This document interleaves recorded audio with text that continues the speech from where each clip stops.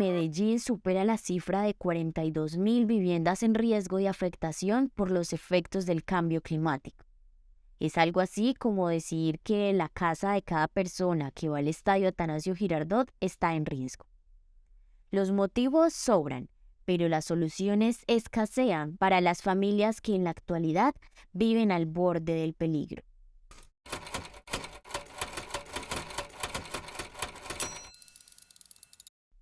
María Fabiola Carupia lo tiene claro.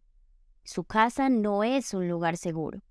Ella es indígena en Veranyávida, desplazada de Urabá por la violencia. Llegó a Medellín nada más que con 5 hijos y sus artesanías. Y después de sufrir la calle, llegó a El Faro, sin apoyo, sin plata y en medio de una pandemia. Yo compré el lote y empecé a banquear y armé un rancho de plástico.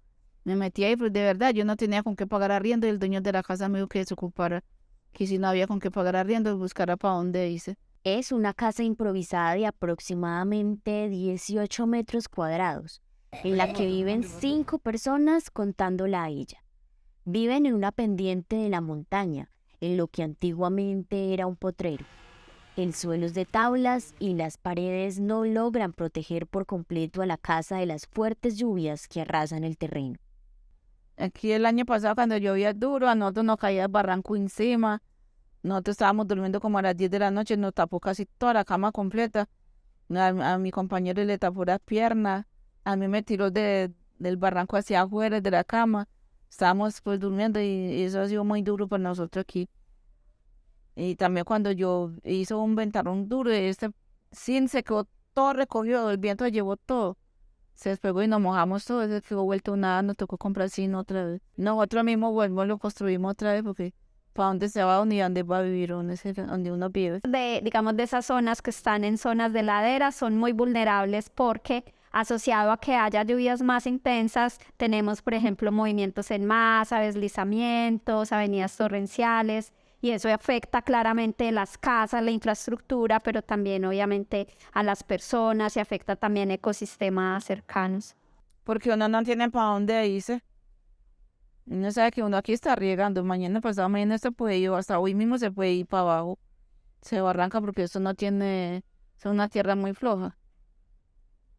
Pero uno tiene que arriesgarse a vivir ahí con las manos de Dios porque ¿qué se puede hacer uno más? Para ir a pagar arriendo uno no tiene plata y pagar arriendo eso es muy duro.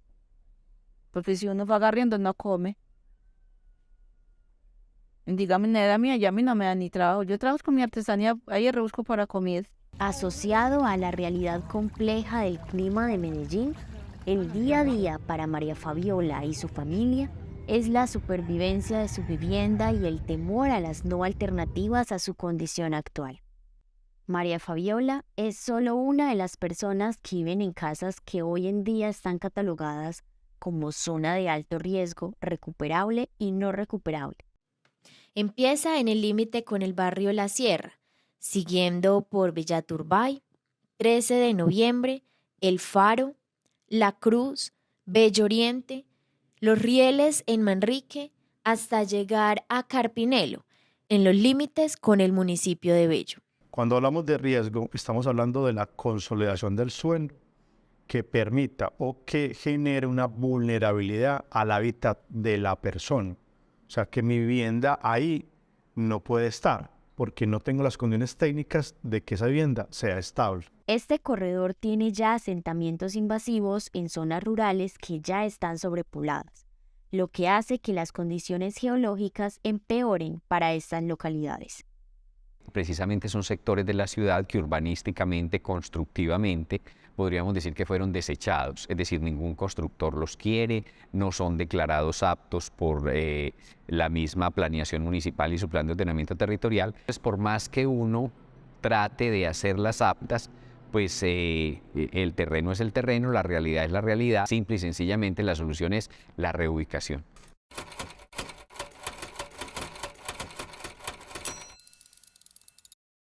El 4 de abril, 115 familias del barrio El Pesebre recibieron entre volantes y el voz a voz la alarmante noticia de que tenían que desalojar las viviendas, que muchos habían construido hace más de 40 años. Con el cambio climático, con el riesgo hidráulico de la quebrada, la Iguaná y la Corcovada, y también porque por esta zona va el Parque Lineal Cuy-Iguaná, estas familias les llegó una orden de evacuación por riesgo de inundación, porque la Iguaná pues es una quebrada muy enfurecida, la segunda quebrada más fuerte de Medellín después de la Santa Elena. Entonces fueron notificadas 115 familias, que de estas familias mal contadas serían alrededor de 330, 340 personas. El principal motivo de la orden de desalojo es el amenazante peligro de la quebrada La Iguaná, cuyo cauce fue desviado con la construcción de la carretera 4.1 en la vía al mar. Desde entonces, las viviendas de El Pesebre han estado aún más expuestas a constantes inundaciones y a que la quebrada se lleve su tranquilidad. Aquí en el barrio El Pesebre las viviendas están expuestas constantemente a que la quebrada crezca. Incluso ahorita que vemos el paso seco y las viviendas seguras, cuando la quebrada ha crecido, el agua ha llegado hasta aquí. Incluso las personas que vivían en esta casa tuvieron que desalojar porque ya no era seguro para ellos vivir en un hogar que se inundaba constantemente. En 2018 sí se nos perdieron todas las cosas, pero inclusive me tocó pagar hasta una provisión, porque no, en el momento cuando la inundación estábamos en el centro, cuando venimos ya estaba lleno la casa. Pero a nosotros no nos sirvió nada, nunca, ni inclusive ni para los desastres, lo que nos ha dado la comunidad o la acción comunal, pero el resto nadie más ha venido a decir ya uno que necesita, solamente que nos vamos. La situación parece no estar en los planes principales de la administración municipal. Pasa de agache ante las autoridades mientras las crecientes de la quebrada representan un riesgo inminente para esta zona de la ciudad. Aquí nosotros tenemos unos planes parciales para desarrollar vivienda y están colgados desde hace varias administraciones. Entonces nosotros tenemos eso, se empezó a ver reflejado en laderas y en partes prohibidas. Primero nos tienen es que matar, pero yo de ahí no me salgo. Hasta que no me den, nosotros sabemos, todo el mundo sabemos que estos terrenos los necesitan ellos, pero hasta que no nos den una vivienda digna, nosotros no vamos a salir. Ella es Luz Daza. Lleva más de 45 años en el barrio y la quebrada le inundó totalmente su casa. Logró sacar la nevera, una poca ropa y salir a observar cómo perdía su hogar. Entonces se pasó a las viviendas de al frente, en un segundo piso, que también tiene orden de desalojo. Hacemos todo eso y ¿qué? ¿Para dónde nos vamos? ¿Qué hacemos con mi mamá, con mi abuelo, con mis niños? A poco apoyo del Estado, poca colaboración de la comunidad. Estas personas sienten que la institucionalidad les ha dado la espalda y los ha abandonado en la reubicación de sus viviendas a pesar del riesgo que corren día a día, enfrentando el peligro de las crecientes de la quebrada. Hay personas y habitantes del barrio que ya han visto el problema, ya en años anteriores se les había dicho que tenían que desalojar, ya tienen ficha en el DAGRET, tienen ficha en estas entidades, pero es algo que ellos no hacen caso, ¿cierto? Porque entonces como la vivienda, lo que construyeron, no lo quieren perder, pero si ya hay una alerta de más de varios años, ¿por qué no hacer caso, cierto? Ahora ellos quieren arbitrariamente, nos mandan un papel, un documento donde nos dicen que tenemos que desocupar en 6 meses, que tenemos que timbar las casas, que tenemos que costar nosotros mismos los escombros, hay que pagar la desconexión de los servicios y que nos vamos. Y una arriendo de 400.000 pesos y a uno nadie le alquila una casa. Porque ellos quieren es que nos vamos, que nos van a pagar arriendo. Una arriendo de 400.000 pesos. Díganme si a dónde consigue una casa de 400.000 pesos con 3 viviendas en un sitio donde no tenga riesgo, a uno nadie le alquila. Y más a gobierno nadie le alquila casa. No es la primera vez que a los habitantes del Pesebre les piden desalojar. Para mayo del 2022 estaban viviendo una situación similar con la inestabilidad y grietas de 4 casas, que gracias a un aviso de algunos líderes de la comunidad y la prevención de geólogos del DAGRET, se pudo hacer una evacuación oportuna, pero que hasta hoy siguen los restos de aquella tragedia amenazando con seguir su daño. temor de la comunidad y de nosotros como líderes es que como todo ese escombrero está sobre la ladera, entonces se lleva todo esto y queda en riesgo el sendero peatonal y el parqueadero, porque quedaron de enviar volquetas y venir un equipo y una pluma que para sacar escombros y que la volqueta se los llevara y nunca llegó. Ya un año ahora, el 15 de mayo, y nunca hubo respuesta. Nunca hubo respuesta. Ese es el reclamo más común entre los habitantes del pesebre, que sobreviven al día a día con la incertidumbre de una emergencia por las afectaciones del clima, el desinterés del Estado y la precariedad de sus condiciones.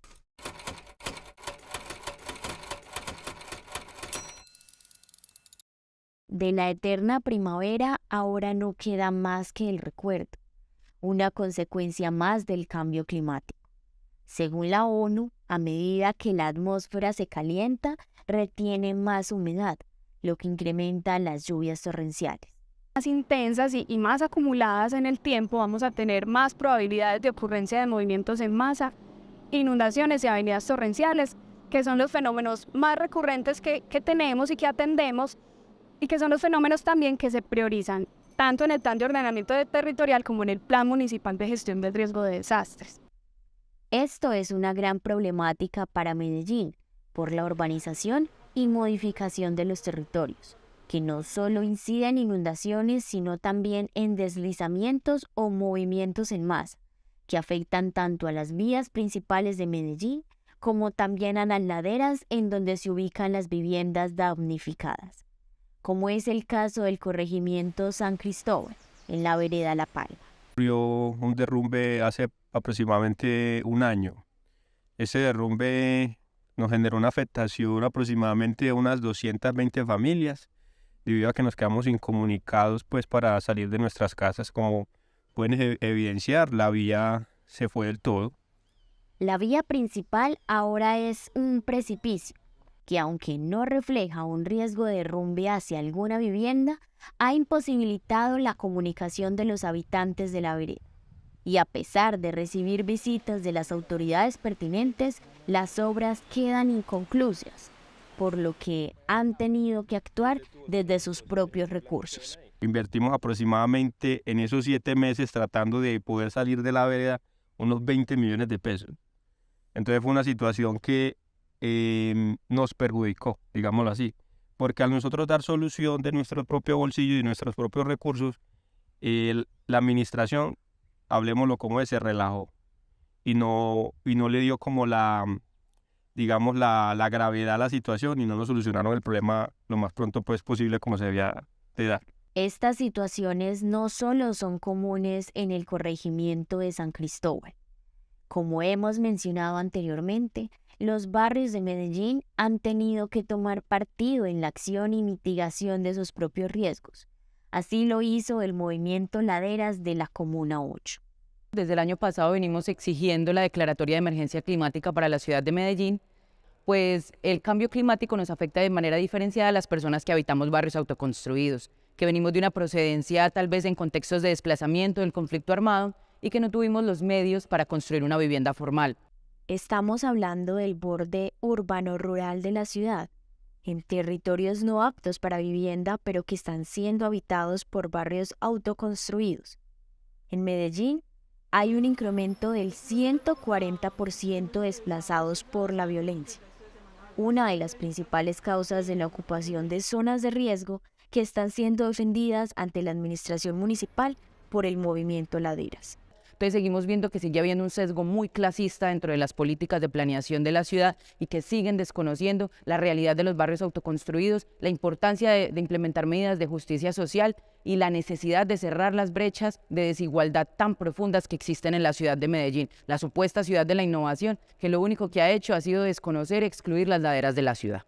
Medellín es la segunda ciudad más importante en el país, con una población de más de 3 millones de habitantes, considerada potencia mundial por su innovación y fomento del turismo.